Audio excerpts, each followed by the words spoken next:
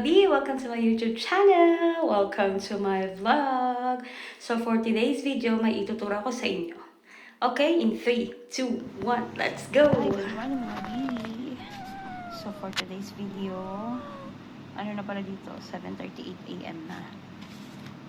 Nagbibigay naman tayo ng pagkain para sa mga pusa sa labas. Meron kasi mga ano dito mga B. Meron mga street cats dito sa amin. So, pinapakain din namin yun. Marami actually. Pero, usually binibigyan namin sila ng 5, 10. Ito siguro enough na to. 13 muna. Kasi, morning din mo masyadong madami sila. Yan. Tapos, kukunin natin ang kanilang hotdog. Kasi, naubos yung naubos ang kanilang can at saka yung dry food. So, ito na ang bibigay natin. Yan, giniling na namin to. Yan. Nakakapagod kasi masyado guys kapag hiniwa-hiwa pa. So, ganito lang. Yan, ganyan. Hindi naman masyadong malaki yung bibig nila. So, mga dalawang spoon, okay na yan. Pwede na yan. Kasi naman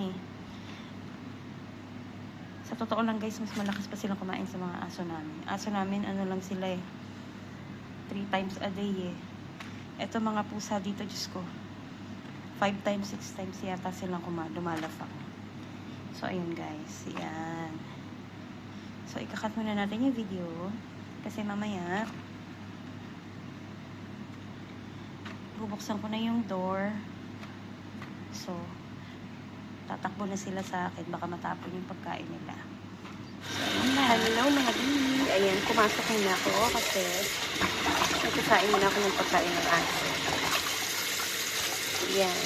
1.5 cup lang to kasi nag-release kami ngayon ng lunch para sa kanila dahil sobrang na sila, malalaki na sila. Ayan. Mahirap kasi magkasakit ng aso kapag sobrang laki. Kaya, release na kami. Dati ang rice nila, binibigyan sila dati 4 cup. Pero, nung marami pa sila. Siyam pa sila na. Ngayon, 5 na naman sila. Wala na iba na may aso yung mga matapanders na. Tagi-bumbum na sila. So, ayan. After nito, babalik tayo sa labas kasi isisip natin kung dumating na yung isang pusa. O, diba, mga pabebe sila.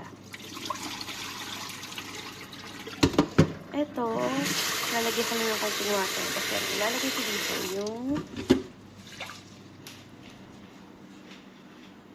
yung pinagsabawan ng chicken. Yan. Ayan, guys. So, magsasalin lang tayo dito para sa kanilang lunch. Itong rice na to pang lunch to ng mga aso. So, ang kanin nila yan, ganyan. Tapos, iboboil lang siya. Tapos, kapag medyo okay na, hindi na patutuyuin yung tubig niyan, guys. Ganyan lang yan siya. Pagka medyo umalsa-alsa na yung kanin, at medyo kumulo-kulo na siya ng bongga, tatanggalin na. Pati yung water. So, okay na yung ganyan lang siya karami. So, ayun na nga. Pabalik muna tayo sa labas, guys. I-check natin yung i-check natin doon. Okay? Hello, mga B. So, I'm back. Ayun na, lumabas na tayo. Tingnan natin kung dito na isang pusa. Tapos aking kumain nun, diba? Para kayong mga pagtapos lumafang, magsisilayasan na. So, ayun na nga guys, ikakontinue ko lang yung video natin kanina. Ito kasi, may mga sofa dyan para sa kanila. Kasi pag taglamig na dito, may hirapan na sila kung saan sila pupunta. Ayan, may mga kalapati pa, diba? Gusto nyo kalapati, B? Bigyan ko kayo, B. So, ayun na nga. Ayan. O, diba? Sa ngayon, binabasa-basa muna namin ng sahig para sa panahon dito kasi nga sobrang init. Pagdating na ng taglamig, ayan, din na sila pupwesto sa mga sofa-sofa na yan. So, ayun na nga. Ang dami ko nang sinabi. So, kailangan ko na ulit bumalik sa loob kasi nga, may mga tatapusin pa tayo. Akit pa tayo sa kabila. Okay?